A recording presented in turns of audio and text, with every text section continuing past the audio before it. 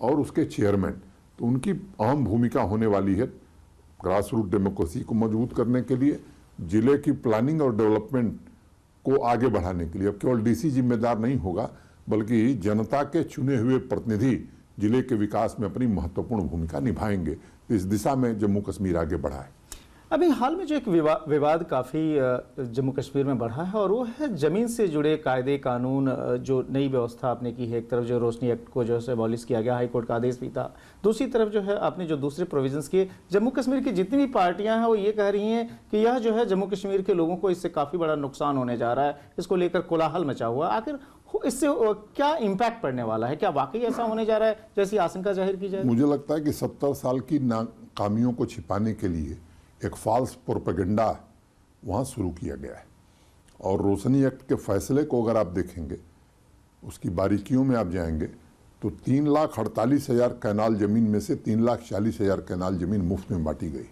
और हाईकोर्ट ने जो टिप्पणी की है वो बड़ी इंटरेस्टिंग है। उन्होंने कहा कि सरकार केवल ट्रस्टी है उस जमीन की, सरकार खैरात में बंदर बांट नहीं कर सकती है। वो आप एजुकेशनल इंस्टीट्यूशन के लिए दे सकते हैं, हॉस्पिटल बनाने के लिए दे सकते हैं, इंडस्ट्री लगाने के लिए दे सकते हैं, पार्क बनाने के लिए दे सकते हैं, लेकिन इन कामों के लिए तो ज़मीन नहीं दी गई। और रसूखदार लोग कौड़ियों के भाव ज़मीन लिए। मैं समझता हूं कि उस आलोक में अगर लैंड लॉ को देखेंगे तो मैं कहना चाहता हूं कि मोटे तौर पर 88% के आसपास ज़मीन जो है वो एग्रीकल्चरल लैंड है, और उसमें 1 इंच ज़मीन किसी बाहरी व्यक्ति को नहीं मिलने जा रही। हाँ, ये सच है कि हम इंडस्ट्रियल स्टेट बनाना चाहते हैं, हम IT सिटी बनाना चाहते हैं, IT पार्क बनाना चाहते हैं, मेडिसिटी हम बनाना चाहते हैं।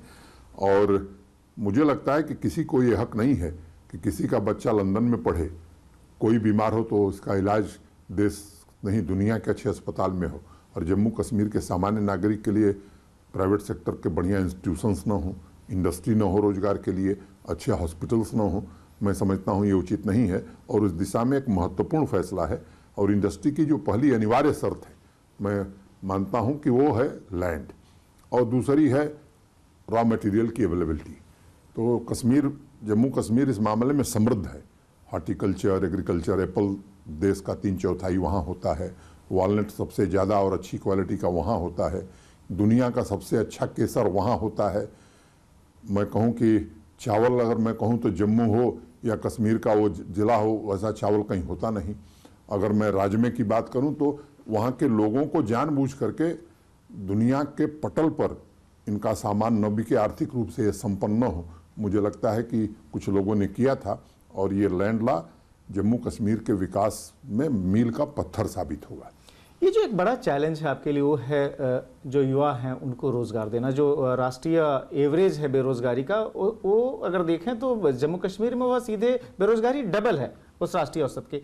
उसको कैसे आप जो है टैकल करेंगे? इसके लिए क्या कोई आपके पास प्रारूप है? क्योंकि जाहिर है जब आर्टिकल 370 जब एबॉलिश किया जा रहा था तो कहा गया कि यह जो है जम्मू कश्मीर के युवाओं के भी सपने को पूरा करने के लिए किया जा रहा है। ये सच है कि ये 70 साल की कुव्यवस्था का परिणाम है कि देश की एवरेज अनएम्प्लॉयमेंट रेट से जम्मू कश्मीर का अनएम्प्लॉयमेंट रेट लगभग दुगुना है।